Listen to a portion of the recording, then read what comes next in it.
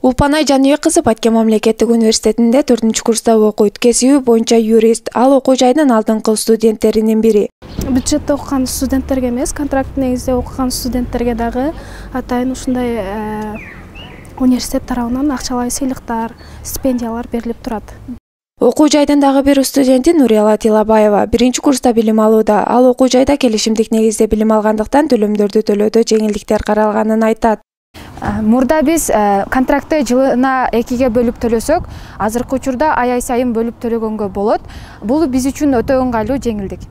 Эми мындан ары аталган окуу жайдын алдыңкы студенттерине жана аз камсыз болгон үй-бүлөлөрдүн балдарына контракттык төлөмдөр үчүн 25%дан 50%га чейин жеңилдиктер берилет. Анткени Баткен облусуна өзгөчө макам берилгенине байланыштуу министрлер кабинетинин атайын токтому чыкты. Ошондой эле буга чейин ата-энесинен ажыраган жана мүмкүнчүлүгү чектелген студенттерге берилүүчү жеңилдиктер улантылат.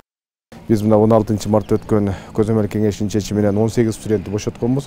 Бирок бүгүнкү күндө дагы эле ошол студенттердин арасынан ошол түшүндүрүү иштери жүргүзүлүп, алардын жанагы комиссия түзүлгөн атайын, ошонун негизинде документтери чогултулууда. Сөйлөбүз дагы бир 100-110 студент ошондой бир жеңилдикке дуушар болот.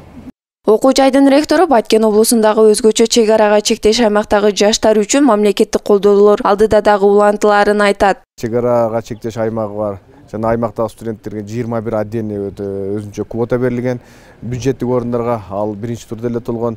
Ошондон тышкары быйыл да мына кече министрликтин жобосу боюнча быйыл ошол биздеги Баткен облусунун жарандарына чек арага чектеш аймактарында 200 квота берилген жатат. Бул Батууга эмес, жалпы Кыргызстандагы окуу жайларга.